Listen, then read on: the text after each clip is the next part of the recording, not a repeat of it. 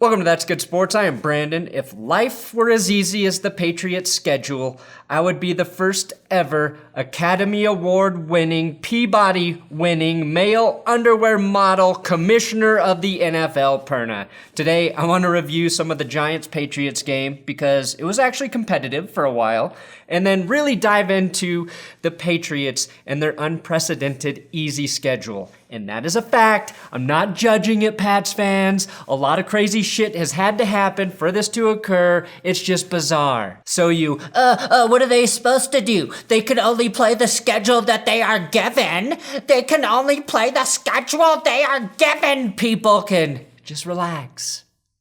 They have the easiest schedule of all fucking time. Just accept it.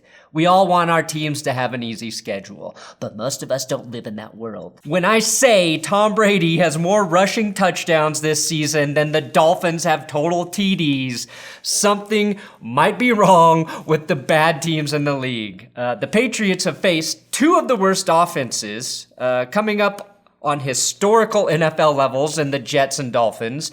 New England notched 13 picks before allowing a touchdown this season, and now have 14 interceptions, twice as many as any other team. And I will spend twice as much time talking about Giants and Patriots and the Pats schedule than any evolved man should. That's good sports.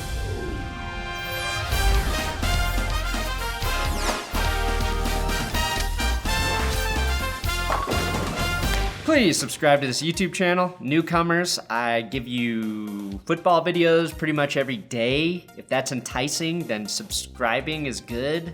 Liking the video if you think the Patriots schedule is ridiculously easy, also good. But I do have big dick Patreon shoutouts for my new patrons. Packers versus Patriots Super Bowl.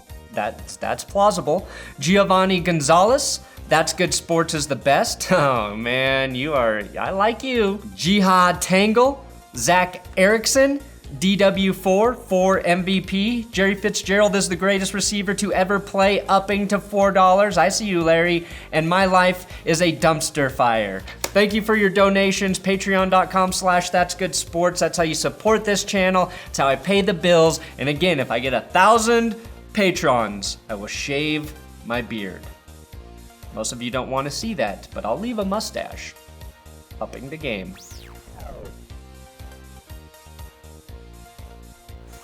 Alright, before I educate your brain on NFL schedule deficiencies, let me point out my favorite stat from the Giants' loss to the Patriots. If you watched, you may recall a moment where Pat Shurmur elected to punt in the fourth quarter on a 4th and 2, down by 14 with 7:08 left in the game. In this situation, any team who believed they had any chance at winning or had any fucking balls whatsoever would have gone for it. However, I defended this decision on Twitter at Brendan Perna because the Giants, in fact, could not run or pass the ball on Thursday Night Football, which are your two options to do on a 4th and 2. You could argue they couldn't punt either, since the Patriots' first score of the game came on this Riley Dixon blocked punt. So today, I was pleased to see that surrender_index posted New York Giants decided to punt to New England from the New York 33 on 4th and 2 with 7:08 remaining in the fourth while losing 14-28. With a surrender index of 8.6, this punt ranks at the 94th percentile of cowardly punts of the 2019 season and 91st percentile of all punts since 2009. Surrender index, well worth a follow. Now, the number one rule in the NFL is don't be a coward. Not to be confused with cowherd, even though they are synonyms. The number two rule, of course, is don't challenge pass interference, because it's bullshit, which the Giants did and lost because they don't know what bullshit is. The number three rule is don't leave a Patriot killer on the bench when you play the Patriots, which the Giants did. That's 3 strikes, New York. This isn't bowling where that's good. This is football. So 3 strikes means you are suspended under the NFL drug policy. The Patriots are undefeated, and yes, it's because they are a very good team. Their defense is extremely talented and has been since the latter half of 2018. Their secondary currently has 3 corners rated in the top 20, and the lowest graded corner of the 3 is Stephon Gilmore. Not a knock on Stephon, but it's hard to get a higher grade when nobody throws the ball at you except Daniel Jones. This means Jason McCourty is playing his best football to date, and Jonathan Jones is having the quietest elite-level cornerbacking season you've ever witnessed since every year you may have watched Chris Harris Jr. play. Now, I'm not here to tell you the Patriots defense is overrated because the competition they have faced is deplorable.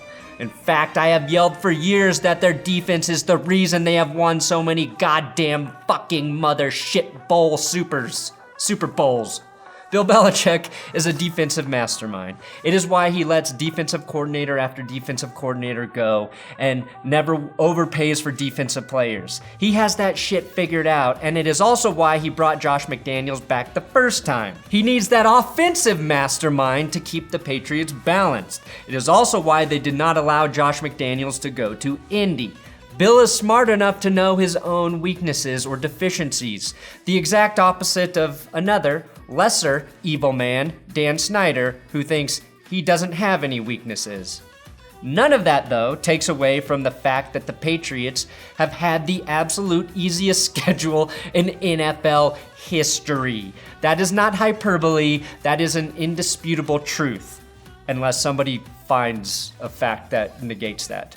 There are real questions about this Patriots offense, and none of it matters right now because they have had the luxury of playing 3 teams who have yet to win a single game. Through 6 weeks, half of New England's games have come against teams that are performing on historically putrid levels.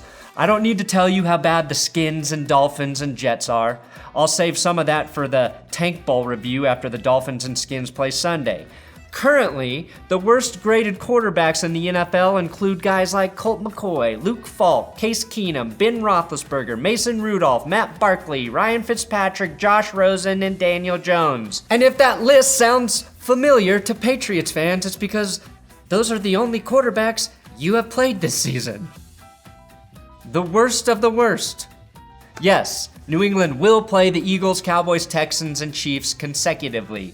But unless the Browns eat some magic beans baked by Freddy in the kitchen, the Pats will go through the first 8 games of the season, half of the NFL playing year, facing one team with a winning record, and that was the Bills, whose quarterback Josh Allen has thrown 7 picks to 5 touchdowns. Subtract the Bills from the Patriots schedule, and their opponents have combined for 3 wins thus far. Again, I'm not mad, and I understand the NFL schedule rotates through divisions. I'm merely pointing out the historical, irrefutable evidence that the good teams New England was supposed to play based on being a Super Bowl winner have been unimaginably bad in 2019. And by that, I'm mostly referring to the Steelers. It's not the Patriots' fault that they have only played the shit portion of the NFC East and the Skins and Giants, or that the AFC North is less competitive than it's been since Terry Bradshaw could talk without sounding like he was about to have cardiac arrest, or that in their final 3 games of this season, the Patriots have the winless Bengals, the Bills, and the winless Dolphins. In no way can Bill Belichick or Tom Brady be blamed for that. If there were, I would figure it out. Now, do Brady and Belichick steal money from charities every year and taunt the homeless for fun? Sure, but that's just a Patriots Christmas party. We already accept that. My point is, I think this schedule will bite the Patriots in the ass, and that too is not going to be their fault. And by bite them in the ass, I mean probably lose the AFC Championship game or the Super Bowl to a team that can score more than 7 offensive points per game. Even the Giants were aided by a very satisfying defensive touchdown stemming from a Tom Brady strip sack taken the distance in one of the slowest, bumbling ways imaginable. As long as Rob Gronkowski stays retired, I can genuinely love him without shame. Well, let me tell you something about Julian. First off, he calls himself the squirrel. You want to know why he calls himself the squirrel? Because he is a squirrel. He's furry. He's furry. He's cute. And most importantly, Whenever he gets a chance, he gets that nut. Just like he gets a first down. Just like he gets the touchdown. Just like he'll give you a catch when you need it. My new goal in life is to get Gronk to give me a nickname and discuss why I have that nickname on TV and then turn it into a sexual innuendo. Whenever he gets a chance, he gets that nut. Despite the final 35-14 score, despite Daniel Jones appearing utterly tapped out as Eli Manning asks him for the 1,000th time how to close an app on the tablet, the first 3.5 quarters of this game were competitive. And it's because the Patriots offense played like shit. The Pats O-line is currently bad. Brady was sacked 3 times, threw another terrible interception, and was off target with many of his passes. The Patriots offense appeared inept until the Giants defense was completely worn out late in the game. And the Giants defense is in the bottom 10 for points allowed and second worst in yards allowed per game. Yet the Patriots struggled to move the ball for much of the affair.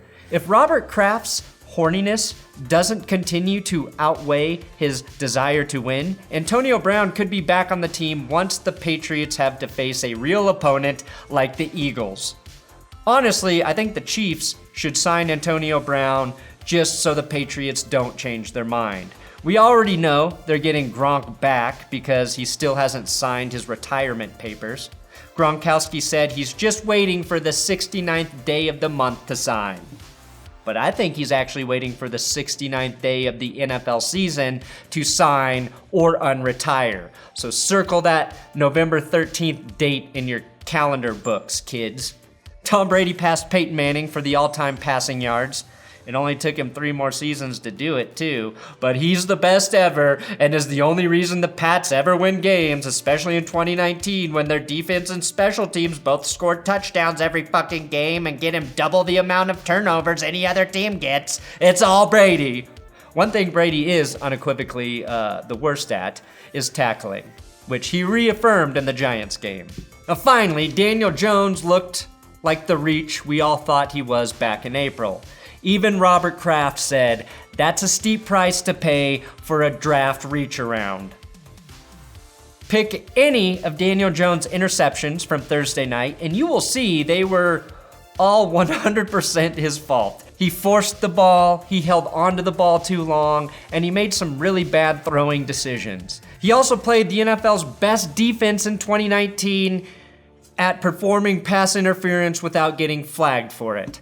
That's the Patriots' real key to success. Now, Daniel Jones played bad on the road on a short week to one of the best teams in the NFL. That's understandable. And he did it without every starting skill player not named Golden Tate. So even when the Patriots play a bad team, they get the worst fucking version of that team. Again, totally not their fault. So I'm not shitting on Danny Bitcoin, but I will shit on Mike Shula and Pat Shurmur for not utilizing one of Jones' strengths, which is making plays with his legs. Take some pressure off the guy who has one receiver and no running backs and design some runs for him. Get him some easy first downs. The Giants' offense did absolutely nothing creative. So, in conclusion, the Patriots are an ever-evolving species that should be encouraged to be killed by a decree from Roger Goodell, just like this snakehead fish species that can breathe air and survive on land. Georgia officials say to kill it immediately if you see it. If they are not killed, they will become a new species of humans that destroy all of us. And am I talking about the Patriots or the fish head fucking thing? It doesn't matter. Thanks for watching another episode of That's Good Sports. We're all doomed. I'm on Twitter, Instagram, at Brandon Perna. If you want to follow me there, talk football, or if you're seeking life advice, I could probably help get you out of some sticky situations. That's why they call me the Unsticker.